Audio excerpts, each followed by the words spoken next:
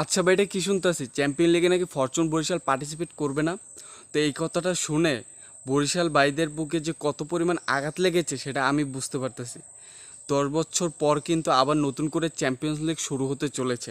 সেখান থেকে কিন্তু বাংলাদেশকে নোটিশ পাঠানো হয়েছে এবং বাংলাদেশ ক্রিকেট বোর্ডও কিন্তু প্রেজেন্ট বিপিএল চ্যাম্পিয়ন ফরচুন বরিশালকে কিন্তু নোটিশটা পাঠিয়েছে এবং তারা কিন্তু বলতেছে যে আমরা এবার পার্টিসিপেট করব না। এবং এরপর কিন্তু বিসিবি রংপুর রাইডার্সকে সেই নোটিশটা পাঠানোর পর কিন্তু রংপুর রাইডার্স রাজি হয়ে গিয়েছে।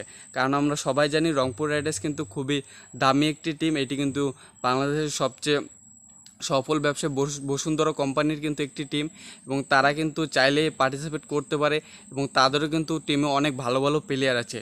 তো তারা যদি তাদেরকে নিয়ে যায় চ্যাম্পিয়ন লিগে, আশা করছি ভালো কিছুই হবে। এবং প্রথম ম্যাচটা কিন্তু আমাদের হবে কলকাতা নাইট রাইডার্সের সাথে। তারা কিন্তু প্রেজেন্ট আইপিএল চ্যাম্পিয়ন।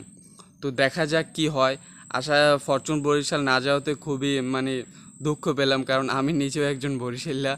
তো আশা করছি বাংলাদেশের হয়ে যারাই যাক না কেন ভালো কিছু করবে। রংপুর রাইডার্সও খুবই ভালো টিম। তো দেখাই যাক কলকাতা নাইট রাইডার্সের সাথে রংপুর রাইডার্স কি ভালো কিছু করতে পারে কিনা। এবং এটা কিন্তু এখন পর্যন্ত ঠিক হয়নি যে কত তারিখে কলকাতার সাথে আমাদের খেলা হবে রংপুর রাইডার্সের। তো দেখাই যাক কি হয়।